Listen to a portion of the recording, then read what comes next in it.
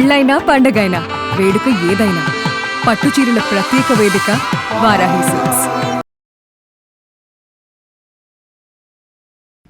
Hello, Swathi గారండి మాట్లాడేది? అవునండి, నేను సుమన్ టీవీ నుంచి మాట్లాడుతున్నానండి, అందమైన జీవితం నుంచి. మేడం గుడ్ మార్నింగ్ అండి. గుడ్ మార్నింగ్ అండి. నాతో పాటు డాక్టర్ గారు ఉన్నారు, ఒక్కసారి మాట్లాడండి. Okay madam. యా, కళ్యాణ్ గారు. అమ్మా స్వాతి, నమస్తే అమ్మా. సార్ నమస్కారం అండి. నమస్తే అమ్మా. నమస్తే అమ్మా. చెప్పు తల్లి, మీ సమస్య ఏంటో చెప్పండి అమ్మా. నాకు పెళ్ళై 5 సంవత్సరాలు అవుతుంది సార్. మా బాబుకి వచ్చేసి 2 years అండి. అసలు ఎంత అంటే ఇంట్లో అంత సమస్య తట్టుకోలేకపోతున్నాను సార్ నేను అసలు ఇక్కడ సమస్యల్ని. ఒకదాన్ని మించి ఒకటి, ఏది చేసినా తప్పు, ఏది మాట్లాడినా తప్పు. ఏదో పెళ్లి చేసుకొని ఇంట్లోకి తీసుకొచ్చారా అంటే తీసుకొచ్చారు, అంతవరకే. పెళ్ళై 2 నెలలు మాత్రం చాలా బాగా చూసుకున్నారు సార్. బాగా అంటే కొత్తగా వచ్చిన అమ్మాయి అని చెప్పి చూసుకున్నారు. 3వ నెల నుంచి అసలు ఇంట్లో పని మనిషి కంటే దారుణంగా అయిపోయింది సార్ నా పరిస్థితి. బయటికి వెళ్ళలేను, ఇంట్లోనే కనీసం ఒక హాల్లో కూర్చొని నేను టీవీ కూడా పెట్టుకుని చూడలేని పరిస్థితిలో ఉన్నాను సార్ నేను. ఎంతసేపు వంట చేశానా, వాళ్ళకు పెట్టానా, నా రూమ్ లో నేను ఉన్నానా, మా అమ్మ నాన్న చూసుకున్నా, నా బాబుని చూసుకున్నావా అంటాడు తప్పించి నా గురించి ఒక్క సెకండ్ కూడా ఆలోచించాడు సార్. కనీసం ఇన్ని రోజులు అవుతుంది, పెళ్ళై 5 సంవత్సరాలు అవుతుంది, ఏ ఒక్క రోజు నన్ను తిన్నావా అని కూడా అడగడు సార్. అత్తయ్య కానీ, మామయ్య కానీ, మా ఆయన కానీ అసలు ఏ ఒక్క రోజు కూడా నన్ను ఏంటి, ఎందుకు ఇలా ఉంటున్నావని కూడా అడగరు. ఎంతసేపు వాళ్ళకు చేసి పెడుతున్నానా, నాకు ఈ టిఫినా ఆ టిఫినా అంటారు తప్పించి నాకంటూ ఒక మనసు ఉందని, దానికంటూ ఒక రెస్పెక్ట్ ఉందని ఆలోచించారు సార్. స్వాతి, ఒక్క నిమిషం అండి. ఈ విషయం మీరు ఎప్పుడైనా అంటే మీరు నాతో ఫ్రీగా ఉండట్లేదు, నేను ఇబ్బంది పడుతున్నాను అనే విషయాన్ని ఎప్పుడైనా ఎక్స్ప్రెస్ చేశారా? మేడం అసలు నాతోనే మాట్లాడారు మేడం. కనీసం నేను భోజనం పెట్టేటప్పుడు నువ్వు భోజనం చేసావా అని కూడా నాతో అడగడు మేడం. నాతో మాట్లాడు. ఇంకా నేను ఏం చెప్తాను మేడం అతనికి? బాధపడకండి స్వాతి, బాధపడకండి. మీరేం చదువుకున్నారు స్వాతి? మేడం నేను ఎంకామ్ కంప్లీట్ చేశాను మేడం. నాకంటే ఒక సెల్ఫ్ రెస్పెక్ట్ లేదా మేడం? అమ్మ కాదు స్వాతి, అమ్మ ఐఎమ్ సారీ అమ్మా. ఇప్పుడు నీ వయసు ఎంత అమ్మా స్వాతి? నా వయసు ఇప్పుడు 32 సంవత్సరాలు సార్. 32. ఓకే. నీ పాప వయసు ఎంతమ్మా? బాబు అండి. బాబు, సారీ. బాబుకి వచ్చి 2 సంవత్సరాలు sir. I don't want to minimise, అంటే నీ యొక్క సమస్యని మినిమైజ్ చేసేటటువంటి ఉద్దేశం నాది కాదమ్మా. కానీ నేనేమంటున్నానంటే, అంటే నీ భర్త అంత కఠినంగా వ్యవహరించడానికి నీలో ఏమన్నా ఒక లోపం ఉండుండొచ్చా? నువ్వు ఏదన్నా ఒక విధంగా కారణమై ఉండొచ్చా? లేదు సార్, నేను ఏ తప్పు చేయలేదు సార్. కాకపోతే తన ఉద్దేశం ఏంటి అంటే ఎంతసేపు భార్య అంటే బానిస అన్నట్టు ఊహించుకుంటాడు సార్. ఇంట్లోనే ఉండాలి, బయటికి వెళ్ళొద్దు, 4 గోడల మధ్యలోనే ఉండాలి అని తను ఆలోచిస్తాడు సార్. హింస పెట్టేటటువంటి దగ్గర చేయి చేసుకోవటం గానీ, మాటలు అంటం గానీ ఏమైనా ఉందమ్మా? సార్ అసలు అలా కొట్టిన ఆ దెబ్బ 2 రోజులకు మానిపోతుందేమో కానీ సార్, మనసు మీద చేసే ప్రవర్తన, మనసు మాట్లాడే మాటలు తట్టుకోలేకపోతున్నాను సార్. దెబ్బ కొడితేనన్నా అది మానిపోతుందేమో అని నేను ఊరుకునేదాన్ని. అలా కూడా కాదు సార్, మౌనంగా ఉంటూ నన్ను ఏడిపించుకుంటూ ఏంటి సార్, అట్లీస్ట్ సార్ మొన్న ఒక్క 2 రోజుల క్రితము కింద అపార్ట్మెంట్ లో ఒక చీరలు అమ్మాయి ఆవిడ వస్తే చీరలు తెచ్చుకున్నాను సార్ వెళ్ళి. దాని గురించి ఎంత గొడవ చేశారంటే మా అత్తయ్య గారు, ఎలా కొంటావు, నాకు చెప్పవా, చెప్పి వెళ్ళవా, కిందే కదా అత్తయ్య, ఎందుకు కిందైనా సరే నాకు చెప్పి వెళ్ళాలి, నువ్వు నాకు చేసి వెళ్ళాలి అని అన్నారు. అసలు ఇంకా చీర చూస్తేనే అమ్మో నాకు వద్దు చీర అని అనిపిస్తుంది, భయం వేస్తుంది సార్. అంత క్రూయల్ గా బిహేవ్ చేస్తున్నారు. ఓకే. ఈ 5 సంవత్సరాల్లో ఈ ప్రయాణం చేయడానికి కేవలం ఒక బాబు ఉన్నాడు, పెద్దలు పెళ్లి చేశారు అనేటటువంటి ఏకైక ఉద్దేశంతో ప్రయాణమా, లేదంటే ఏదన్నా ఒక మంచి గుణం నీ భర్తలో కానీ ఆ కుటుంబంలో కానీ నీకు కనిపించిందా? 24 hours కమర్షియల్ మైండే సార్. మంచి కనిపించలేదమ్మా నీకు స్వాతి? ఏ ఒక్క రోజు అసలు చిన్న జాలి కూడా కనిపించలేదు సార్ నాకు. డాక్టర్ గారి నుంచి ఎలాంటి సలహాని, సూచనని మీరు ఎక్స్పెక్ట్ చేస్తున్నారు స్వాతి? మేడం నేను ఇలా ఫేస్ చేస్తూ ఉన్నాను. నన్ను ఎలా అంటే కనీసం ఒక బయటికి వెళ్ళనివ్వకుండా ఇంట్లోనే అరెస్ట్ చేసి ఇంత ఇదిగా టార్చర్ పెడుతూ ఉన్నా కూడా నేను ఒక్కరోజు ఎదురు తిరిగి ఒక మాట అనలేదు మేడం. ఓకే. మా తల్లిదండ్రులకు కూడా నేను ప్రాబ్లం ఫేస్ చేస్తున్నానని వాళ్ళకు కూడా చెప్పలేదు. ఇలా ఉండగా సడన్ గా ఒక రోజు మా హస్బెండ్ మేము అందరం కలిసి మా ఆడపడుచు వాళ్ళ కూతురు పెళ్లికి వెళ్తున్నాం మేడం ట్రైన్ లో. ఓకే. నేను కాలేజ్ చదువు రోజుల్లో మేడం డిగ్రీలో నాకు చాలా ప్రపోజల్స్ వచ్చాయి, బట్ నేను ఏ ఒకటి తీసుకోలేదు. నాకు ఎంతసేపు నా చదువు నాకు ఇంపార్టెంట్ అనే అనుకున్నాను. అదే టైంలో ఒక అతను నన్ను ప్రపోజ్ చేశాడు, నేను దాన్ని రిజెక్ట్ చేసేసాను. కానీ రిజెక్ట్ చేసిన అబ్బాయి ఎలా అంటే నన్ను ఇబ్బంది పెట్టకుండా దూరం నుంచి చూస్తూ జాలిగా నాకు అసలు ఇంకా నేను వద్దన్నా కూడా వినిపించుకోకుండా నా నీడలాగా ఫాలో అవుతుండేవాడు మేడం. కానీ నన్ను ఏ ఒక్కరోజు ఒక మాట అనలేదు, నా దగ్గరికి రావడానికి కూడా ప్రయత్నించలేదు నేను రిజెక్ట్ చేసిన తర్వాత.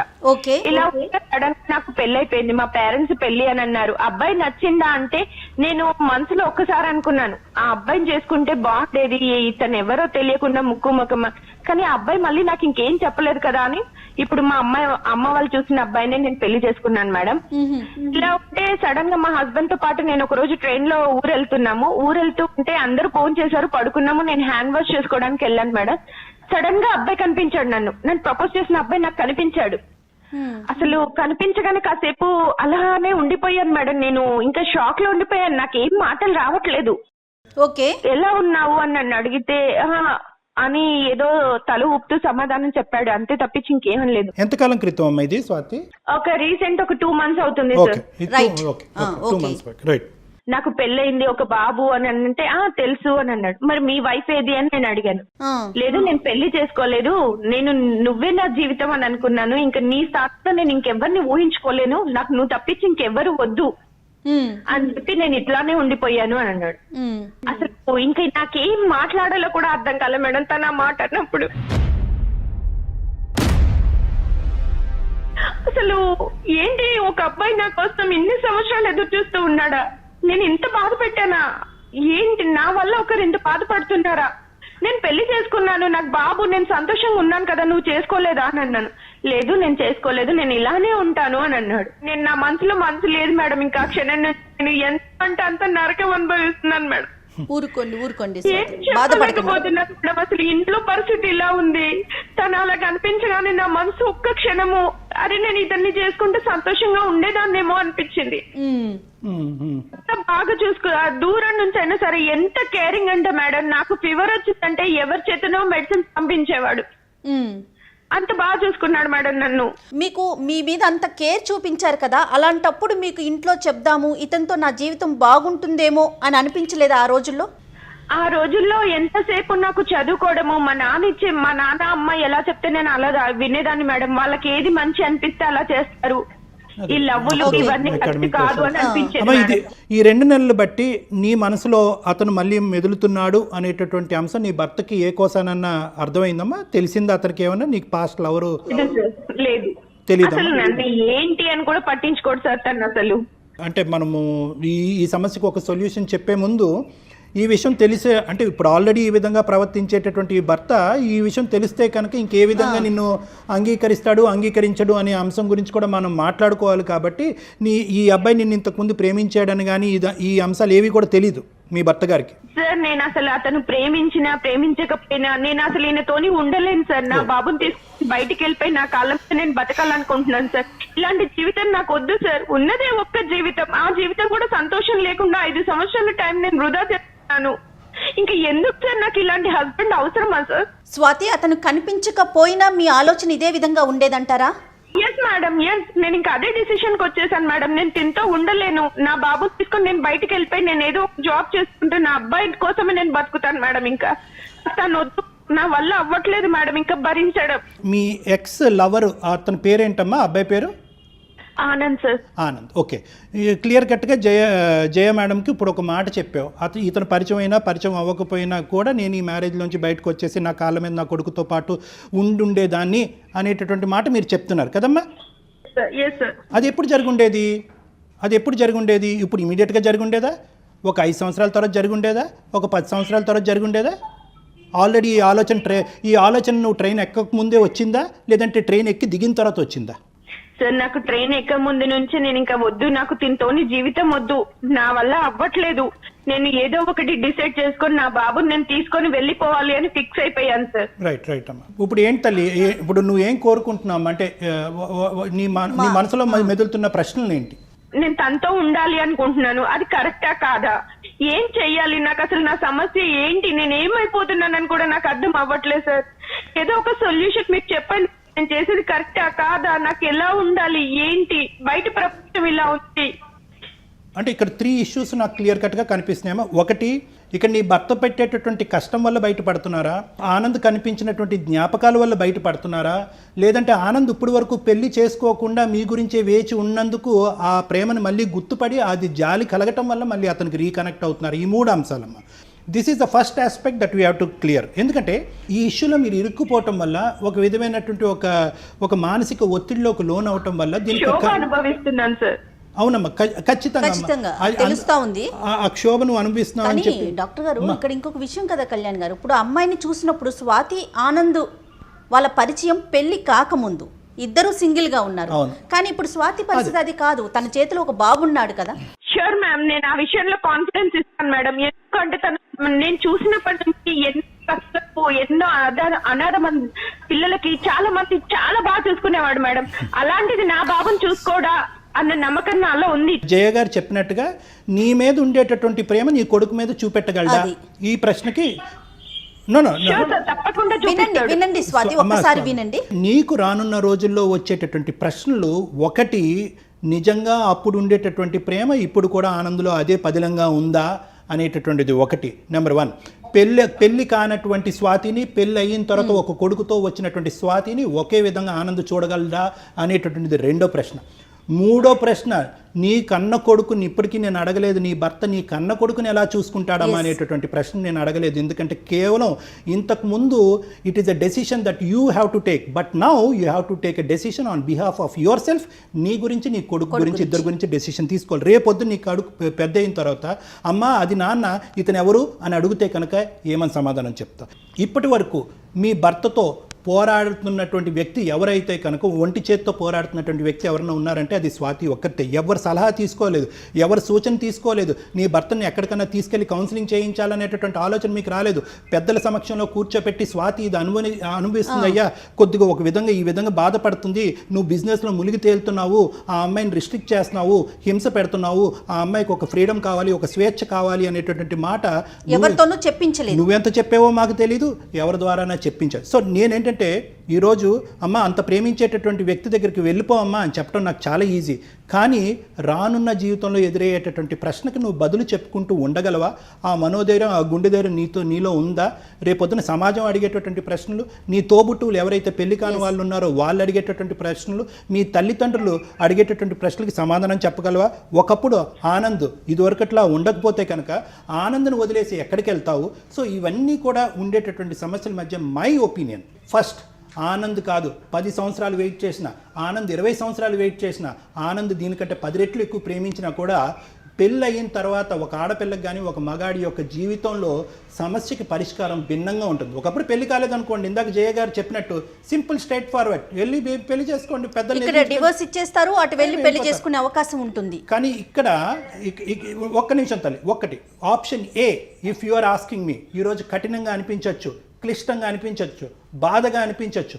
My solution for your problem is try to rectify your husband. నీ భర్తని మార్చుకునేటటువంటి ప్రయత్నంలో సాయశక్తులా ప్రయత్నించేద్దాం. మీ తల్లిదండ్రుల సపోర్ట్ తీసుకుందాం, కావాలంటే నాలాంటి డాక్టర్ల యొక్క సపోర్ట్ తీసుకుందాం. అప్పటికీ మార్పు రాలేదనుకోండి, అతనిలో మార్పు రాలేదనుకోండి, 5 సంవత్సరాలు వెయిట్ చేసిన ఆనందం ఇంకో 10 సంవత్సరాలు వెయిట్ చేస్తాడమ్మా, నీ గురించి వెయిట్ చేస్తాడు. నీ భర్తను మార్చుకునేంత వరకు అతను వెయిట్ చేయలేడా?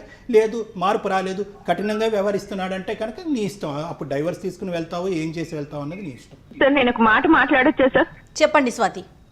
సార్ తను ఎంత కమర్షియల్ అంటే సార్, అంత కమర్షియల్ మైండ్. నా బాబుకి ఒక్క రోజు సడన్ గా ఫీవర్ వచ్చింది, నైట్ ఎవ్వరు లేదు సార్ నాకు తోడు. నా బాబుని పట్టుకొని నేను హాస్పిటల్ కి పరిగెత్తాను, ఆ క్షణం కూడా నాతో తోడు రాలేదు. ఈ రోజు వరకు నా బాబుకి ఏది కావాలన్నా కూడా నేనే చేసుకునేదాన్ని. నన్ను ఒక్క రోజు కూడా పట్టించుకోలేదు, నా బాబుని పట్టించుకోలేదు. ఓకే, ఇప్పుడు తనని కూర్చోబెట్టి మాట్లాడటానికి కూడా ఏం మాట్లాడతాను సార్, అసలు వినే పరిస్థితిలోనే లేడు. తనకి ఎంతసేపు కమర్షియల్ మనీ మనీ మనీ, అంత తప్పించి ఇంకో ప్రేమ అనేది తనలో లేదు. మా పేరెంట్స్ కి చెప్పమంటారు సార్, మా పేరెంట్స్ కి ఉన్న పరిస్థితుల్లో ఆల్రెడీ నాకు ఇంకో చెల్లి ఉంది, ఆ చెల్లికి పెళ్లి సంబంధాలు వస్తున్నాయి. నేను ఇలా చేశాను, నా పెద్ద బిడ్డను తీసుకెళ్లి నా ఇంట్లో పెట్టుకుంటాను అంటే బాగుంటుందా సార్? అసలు వాళ్ళు తట్టుకోలేరు సార్ ఈ సమస్య చెప్తే. ఇంత ఫేస్ చేస్తున్నప్పుడు నేను తన దగ్గర బతకడం అవసరమా సార్? నేను ఇంకా తనకి కౌన్సిలింగ్ ఇప్పించినా తను మాట్లాడన్న నమ్మకం నాలో లేదు సార్. స్వాతిని సరిగ్గా చూసుకోవట్లేదు, తన బిడ్డను కూడా తను అతనేమి కేరింగ్ గా చూసుకోవట్లేదు అని అర్థమవుతుంది డాక్టర్ గారు. నువ్వు వెళ్ళి ఒంటరిగా ఉండాలి అని అనుకుంటే కనుక దట్స్ ఎ డిఫరెంట్ స్టోరీ. కానీ విడిపోయి ఇక్కడి నుంచి వెళ్ళిపోయి ప్రేమించినటువంటి వ్యక్తి దగ్గరికి వెళ్తే కనుక సమాజం, నీ కుటుంబం అందరూ ఏమనుకుంటారంటే కనుక నీ భర్త పెట్టినటువంటి హింస, నువ్వు పడినటువంటి బాధలు అన్నీ పక్కన పెట్టేసి ఈ అమ్మాయికి అప్పుడు ఉండేటటువంటి మోజు ఇప్పటికీ పోలేదు కాబట్టి మళ్ళీ పాత ప్రేమికుడి దగ్గర కొడుకును పట్టుకుని వెళ్ళిపోయింది అని సమాజం వేసేటటువంటి నిందని బహుశా నువ్వు భరించడం చాలా కష్టం. అది కూడా నువ్వు జాగ్రత్తగా గుర్తుపెట్టుకో. సమాజం గురించి ఆలోచిస్తే నేను బతకలేను సార్. ఇలాంటి బతకడం అవసరమా అనిపిస్తుంది సార్. ఇంకా తనకి డైవర్స్ ఇచ్చి నేను ఇంకా తన దగ్గర ఉండలేను. నా బాబుని తీసుకుని నేను ఇక్కడ దూరంగా వెళ్ళిపోయి బతకాలనుకుంటున్నాను సార్. అది ఆనందం అని నేను అనుకోవట్లేదు, నేను దూరంగా ఉండాలి అనుకున్నాను అంతే. నాకు ఆనంద్ ఇలా కనిపించడంతో నాకు సరే నా గురించి ఇంత వెయిట్ చేస్తున్నాడు, నన్ను బాగా చూసుకుంటాడన్న నమ్మకం నాకు ఉంది సార్. ఈ రోజు వరకు తను పెళ్లి చేసుకోకుండా ఉన్నాడు అంటే నా కోసమే కదా సార్. స్వాతి, నేను చెప్పే జాగ్రత్తగా ఆలోచించామ్మా. ఈ వేదికకి మీ భర్త ఎక్కువ, నీ పెళ్లి ఎక్కువ, నువ్వు తక్కువ అనేది ఏమీ కాదు. We are all we are neutral to everything. కానీ నేనేమంటున్నానంటే ఒక సైంటిఫిక్ సొల్యూషన్ కన్సిడర్ చేద్దాం. సమాజంలో ఉండేటటువంటి కొన్ని విలువల్ని కాసేపు ఆలోచిద్దాం. నీకు 32 years, నువ్వు ఇంకా చిన్నదానివి, బోల్డ్ అంత భవిష్యత్తు ఉంది, నీ కొడుకు భవిష్యత్తు కూడా నీ చేతుల్లో ఉంది. కాబట్టి నేనేమంటున్నానంటే ఖచ్చితంగా ఇదే నా నిర్ణయం, నేను బయటకు వెళ్ళి విడిపోయి ఉంటాను అంటే కనుక నేనేమంటానంటే ఆ నిర్ణయం మీద ఉండు, మేము కాదనట్లేదు. కానీ ఇప్పుడు కాదు, ఇప్పుడు వరకు వెయిట్ చేసినటువంటి నీ ఇష్యూని ఫస్ట్ టైం ఒక వేదిక మీద తీసుకొచ్చావు, ఒక కుటుంబం ఎదుర్కొంటే తీసుకొచ్చావు, నీ తల్లిదండ్రులకి ఎదుర్కొంటే చెప్పచ్చు. ఖచ్చితంగా చెప్పాలమ్మా, ఎన్ని సమస్యలు ఉన్నా కూడా తల్లిదండ్రులు తీర్చలేనటువంటి బాధ అంటూ ఏది లేదు. కాబట్టి ఖచ్చితంగా నీ తల్లిదండ్రులకి చెప్పాలి. ఇతని నుంచి నీకు వచ్చేటటువంటి హింస, బాధ ఏంటి అన్నది చెప్పుకోవాలి. దానికి సంబంధించినటువంటి పరిష్కారం నీ తలకి తట్టకపోతే కనుక వాళ్ళ తలకి తట్టేటటువంటి అవకాశం ఉంది. కాబట్టి అప్పటికీ కావాలంటే మా లాంటి వ్యక్తులు ముందుకొచ్చి కౌన్సిలింగ్ చేయడానికి మేము రెడీగా ఉన్నాం.